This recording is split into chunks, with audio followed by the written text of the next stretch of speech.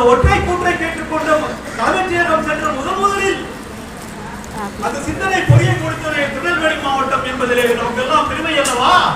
அன்றைய திட்டம் இன்று வளர்ந்து, காலை திட்டம் இன்று வளர்ந்து, மதிய திட்டம் வளர்ந்து, சிறு தொடக்கப்பள்ளியிலும் உயர்நிலைப் பள்ளிகளிலும் தனியார் பள்ளிகளிலும் இன்றைய உலகெங்கும் அதை பாராட்டப்படுகின்றது.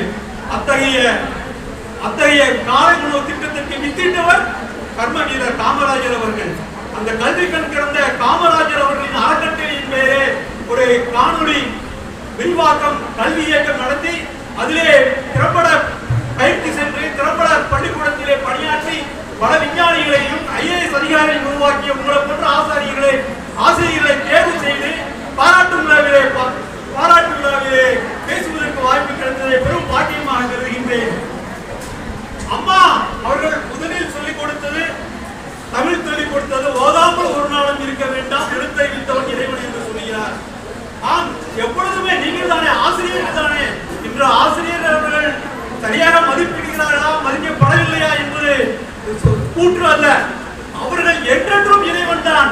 ஒரே வார்த்தையிலே ஊதுரை சொல்கின்றது, எழுத்தறிவித்தவன் இறைவன். இதுக்கு மேல என்னங்க வேணும்?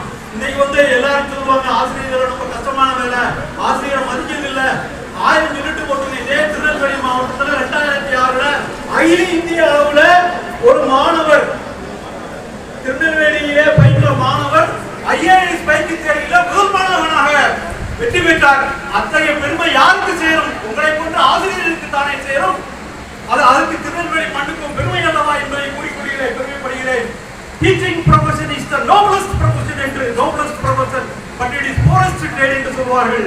ஆசிரியர் அப்படி அந்த noblest profession, புனிதமான ஒரு பயணத்தையும் புனிதமான பணியையும் நீங்கள் செய்து கொண்டிருக்கின்றீர்கள். அத்துணை ஆசிரியரும் அதுக்கு நீங்கள் பாராட்டத்தக்கவர்கள், பாராட்டப்படக்கூடியவர்கள் என்பதை கூறிக்கொள்கிறேன். அதே மாதிரி சொல்வார்கள், அதற்கு முன்பாக மேடையிலே அமர்ந்திருக்கின்ற அத்துணை கல்வி மேல் அதிகாரிகளையும் லயன்ஸ் சங்க உறுப்பினர்களையும் எங்களது முன்னாள் கவர்னர் அவர்களையும் வணங்கி வைக்கிறேன். இப்போ எதற்காக ஆசிரியர் பாராட்டப்பட வேண்டும்? நீங்க நான் பேசிட்டு இருக்கிறேன் அப்படின்னு சொன்னா அதுக்கு வித்திட்டது இந்த கல்வி தாங்க. நான் ஒரு தேயிலை தோட்டத்தை, எங்க அப்பா ஒரு தேயிலை தோட்ட தொழிலாளி, மாநில தேயிலை தொழிலாளியே. அங்கே நடக்கின்ற ஒரு பிரைமரி ஸ்கூல் PPDC ஆரம்ப பள்ளியிலே நான் 1 முதல் 5 வரை படித்தேன். எதற்காக கூறுகிறேன் என்றால், கர்ம வீரர் காமராஜர் அன்று